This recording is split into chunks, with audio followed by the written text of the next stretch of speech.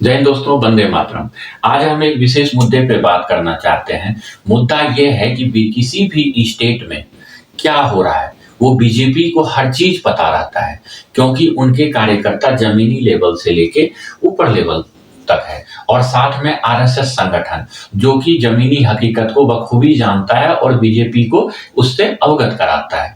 लेकिन मुझे इस चीज पे आश्चर्य लगता है कि बीजेपी हर चीज जानते हुए भी, उनकी सरकार उस स्टेट में होते हुए भी उसको ठीक नहीं करता है। लेकिन जब इलेक्शन उसी स्टेट में आ जाता है तो वहां पे वो उस चीज का मुद्दा उठाना शुरू कर देता है और उस मुद्दे के ऊपर फिर से अपनी सरकार बना लेता है और फिर उस मुद्दा को भूल जाता है।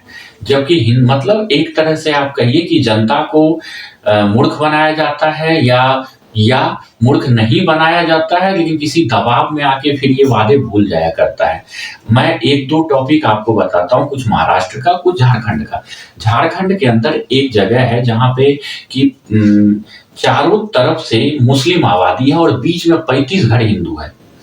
उस 35 घर हिंदू में रहने के कारण वहां पे ना ही उन्हें पूजा पाठ करने दिया जाता है, ना ही वहां पे एक मंदिर जो आज 10 साल पहले से बन रहा था उसको ना ही बनने दिया गया, क्योंकि जब वो बनना शुरू होता है तो पूरे मुस्लिम भीड़ के द्वारा जाके वो मंदिर को तोड़ दिया जाता है।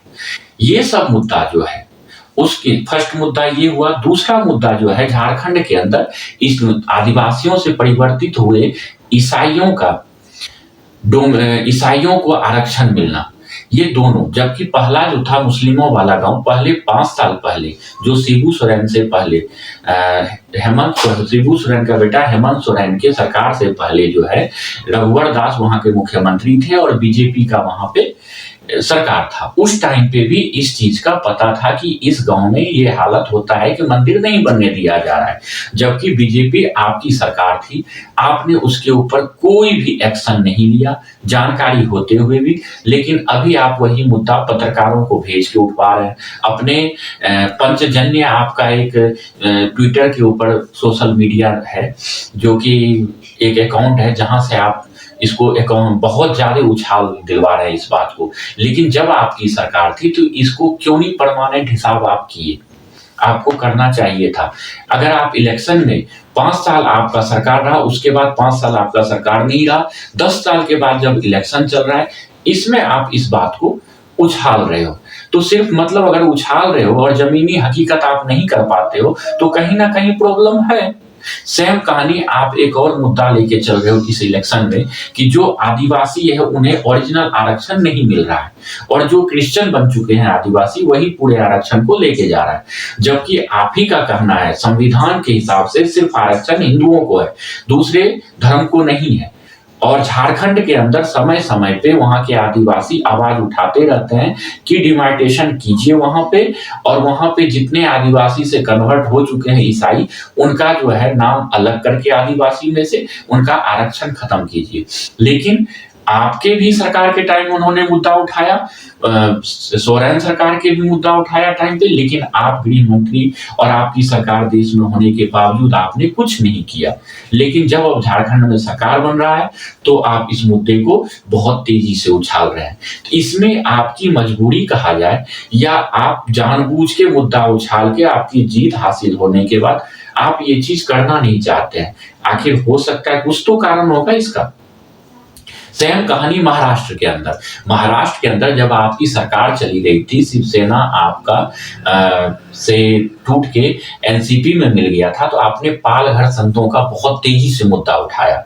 दूसरा सुशांत सिंह राजपूत वाला भी मुद्दा आपने बहुत तेजी से उठाया और सीबीआई से वहां का शुरू करवा दिया जांच। लेकिन जैसे ही इससे शिवसेना एनसीपी सरकार की बदनामी इतनी ज्यादा बढ़ गई कि खुद शिवसेना और एनसीपी में टूट होके आप में आके एमएलए मिल गया और आपकी फिर से सरकार बन गई। लेकिन जैसे ही आपका सरकार बनता है वैसे ही पालघर संत वाला जो केस है वो पता नहीं कहां गायब हो जाता है।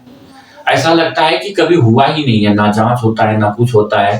सेकंड सुशांत सिंह राजपूत वाला कहानी आपने बहुत बड़े जोर शोर से चलवाया था, आपका नवनीत राणा जो है सांसद, उसके बाद काफी सांसदों ने मिलके इस पे बहुत ज्यादा वीडियो बनाया था। न्यूज चैनल में अर्नब गोस्वामी का जो रिपब्लिक भारत है उसमें बहुत ज्यादा दिखाया गया था।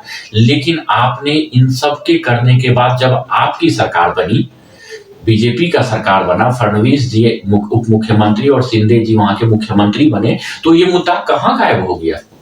मतलब या आपका सरकार बनने के बाद कहीं से ऐसा कोई दबाव तो आपके ऊपर नहीं आ गया कि आप ये सब मुद्दा भूल जाते हो।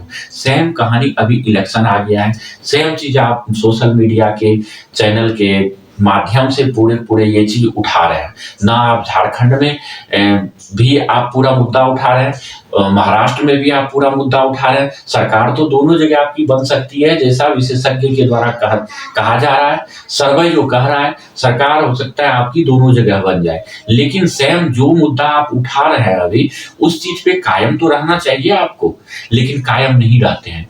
सेम कायम के नाम पे आप उसको फिर से ठंडे बस्ते में डाल देते हैं।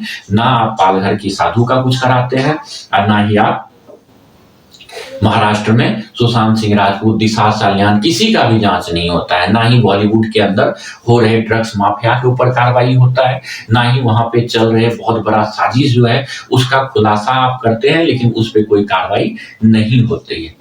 इसमें एक बहुत बड़ा, अगर आप पूरे देश के में भी आपका सरकार है तो आपसे बड़ा तो कोई हो ही नहीं सकता पावरफुल। लेकिन किस चीज का दबाव है ऐसा जो आप इलेक्शन या विपक्ष में रहने के बाद मुद्दा उठाते हैं, जब आपकी सरकार बनती है तो आप एकदम से निरस्त हो जाते हैं, शांत हो जाते हैं और फिर दिखाते हैं कि हमने बहुत काम किया। पहले तो आप लेते हैं कि हमें हिंदू समर्थक, हिंदुओं का पूरा वोट चाहिए, हिंदुओं के जितने गड़े मुर्दे हैं सब उखाड़ते हैं आप, जहां जहां हिंदू मंदिर तोड़ दिया गया वो सब मुद्दा उठाते हैं आप, एक एक गांव का मुद्दा लेके चलते हैं। जब आपकी सरकार बनती है ये सारे मुद्दा गायब हो जाता है, इस पे जमीनी हकीकत में कहीं भी काम नहीं हो पाता है। ऐसा पूरी जनता के द्वारा बताया जा रहा है, महाराष्ट्र में भी और झारखंड में भी। लेकिन क्या है, दूसरा जो नेता है उनसे इतने तंग आ गए हैं जनता कि आपको वोट देना पड़ता है, क्योंकि अगर 100% नहीं या 10% भी आप उस पर काम नहीं करते हैं, कम से कम हिंदुओं का मुद्दा तो आप उठाते हैं। ये सोच के आपको पूर्ण बहुमत से हिंदुओं का मिल जाता है पूरा का पूरा वोट। सेम झारखंड में भी अगर बहुत सारे पत्रकार हैं, बहुत सारे यूट्यूबर हैं, एक एक जगह जाके ये मुद्दा उठा रहे हैं। झारखंड के अंदर आदिवासी क्षेत्रों में अभी कितने पत्रकार घूम रहे हैं, हर का सभी का। ऐसा तो नहीं है ना कि आपको जमीनी हकीकत पता नहीं है। आरएसएस के कैंपेन के थ्रू आपके छोटे छोटे जितने भी एक एक कार्यकर्ता हैं उसके थ्रू आपको हर चीज पता होता है, लेकिन उसको आप ठीक नहीं करते हैं। क्यों? क्योंकि वो एक बड़ा मुद्दा है, उससे आपको अगला राजनीति भी करना है। हो सकता है यही दबाव हो। सेम कहानी आपने कश्मीर के अंदर किया। आपने हिंदू जम्मू कश्मीर के अंदर आपने 370 धारा हटाया, बहुत अच्छी बात है। धारा 35A को हटाया, बहुत अच्छी बात है। उसको यूनियन टेरिटरी बना दिया, ये भी बहुत अच्छा आपने काम किया, सराहनीय काम किया। मनोज सिन्हा वहां के राज्यपाल हैं, वो भी एक अच्छा काम कर रहे हैं। लेकिन आपने एक वक्तव्य दिया था वहां पे कि हिंदू मुख्यमंत्री कैसे बन सकता है वहां पे?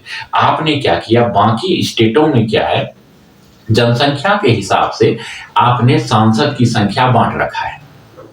जितने 10 लाख से ऊपर जहां की जनसंख्या होती है वहां पे आपने एक सांसद दे रखा है। लेकिन अभी बहुत सालों से इसका फिर से नवीनीकरण नहीं हुआ है, इसलिए कहीं कहीं 50 लाख आदमी हो गया है, लेकिन उसके ऊपर एक ही सांसद का सीट है। लेकिन कश्मीर के अंदर और जम्मू के अंदर स्ट्रेंथ बहुत ज्यादा है हिंदुओं का, लेकिन आपने वहां पे फिर दोबारा 370 हटने के बाद भी सीट कम कर दिया। जितना था उससे आपने बढ़ाया थोड़ा, लेकिन जितना बढ़ना चाहिए उतना नहीं बढ़ाया। कश्मीर के अंदर जनसंख्या बहुत कम है, एरिया बहुत ज्यादा है, आपने वहां पे एरिया के हिसाब से बांट दिया सांसद का सीट और जम्मू से ज्यादा कर दिया। तो किस हिसाब से आप ये मुद्दा उठाते हैं कि हिंदू मुख्यमंत्री हम बनाएंगे?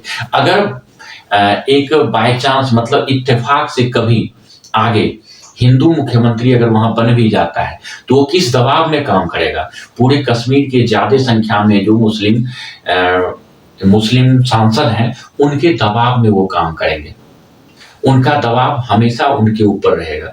तो आपने 90% तो अच्छा काम किया, 10% में भी थोड़ा सा क्लियरिफाई आपको कर देना चाहिए था, जिससे कि आपके ऊपर जो है पूर्ण 100% भरोसा जो हिंदुओं ने 2014 में बनाया था, 2019 में बनाया था, 2024 में भी आपके ऊपर बनाया और आगे भी बनाता रहेगा। लेकिन क्या है, काम तो बहुत अच्छा हो रहा है लेकिन पूरा क्लियरिफाई नहीं हो पाता है। इस कारण से आपके जनता जो है आपके फेवर में तो रहता है, वोटिंग आप ही को देता है, लेकिन क्या होता है ना कि फिर अफसोस भी मन में करता है कि वोट तो हम देते हैं इनको, लेकिन हमारा मुद्दा को ये भूल जाते हैं। सेम कहानी आपने मराठा आरक्षण का भी उठाया था। मराठा आरक्षण का भी जो मुद्दा है वो आप ही का उठाया हुआ है, आप याद कीजिए बहुत सालों पहले। लेकिन धीरे धीरे जब आपकी सरकार नहीं रहती है तो मराठा आंदोलन जो है शुरू हो जाता है, जब आपकी सरकार आ जाती है मराठा आंदोलन खत्म हो जाता है। वहीं पे पूरा विपक्ष आपके विरुद्ध रहता है, पूरे हिंदू को आप एक कर देते हो, लेकिन हिंदुओं का जहां पे कत्ल या कुछ होता है वहां पे आप भूल जाते हो कि हिंदू हमारा अपना आदमी है, एक्शन लेना छोड़ देते हो। यहां तक कि आपका जो कार्यकर्ता है वो कार्यकर्ता का जो है आप साथ नहीं दे पाते हो। बंगाल के अंदर आपके कितने कार्यकर्ता मारे गए, महाराष्ट्र के अंदर मारे गए, तमिलनाडु क्षेत्र में मारा जाता है, अन्ना मलाई का फोटो लगा के उनका सिर कलम किया जाता है, राजस्थान के अंदर मारा जाता है, लेकिन आप कुछ भी नहीं कर पाते हो। धन्यवाद।